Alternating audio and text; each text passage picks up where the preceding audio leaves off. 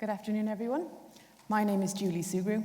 I'm a clinical specialist physiotherapist with over 20 years' experience treating people with back pain, and I'm in year 3 of a part-time professional doctorate programme here at the University of Limerick through the Faculty of Education and Health Science and the School of Nursing and Midwifery. My research focuses on depression screening and back pain by physiotherapists. Slide, please. As physiotherapists, we are used to asking sensitive questions. We routinely screen for bladder, bowel, and sexual dysfunction in everyone that comes to us with back pain and leg pain. So physical health screening is normalised. But how are we doing with mental health screening? Imagine this.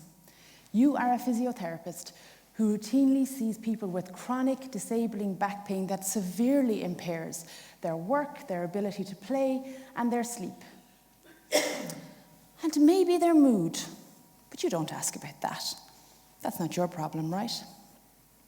Then one day, a patient that you've been treating, that you've built rapport with, does not show for their next appointment.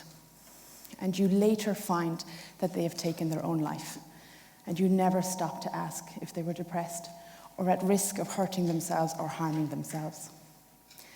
Inspired by stories like these, my research explores depression screening practices by physiotherapists.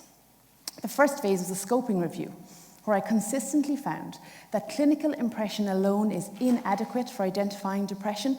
We must ask directly or we must use validated screening tools. I then surveyed clinical specialist physiotherapists working in musculoskeletal triage around Ireland and found that only 8% of them are screening directly for depression consistently.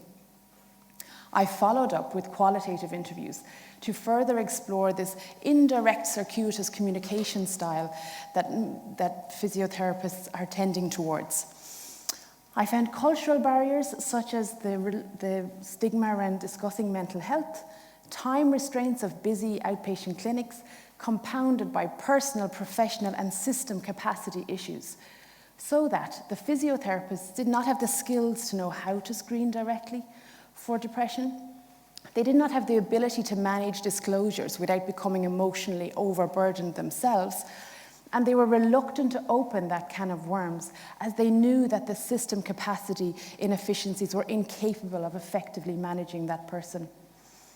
My final doctoral thesis will include a comprehensive list of recommendations aimed at improving depression screening practices by physiotherapists.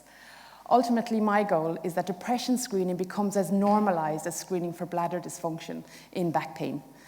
By embedding these recommendations into training, curricula, and healthcare policy, we can create a future where physiotherapists are confident in screening for depression, and most importantly, lives can be saved. Thank you kindly.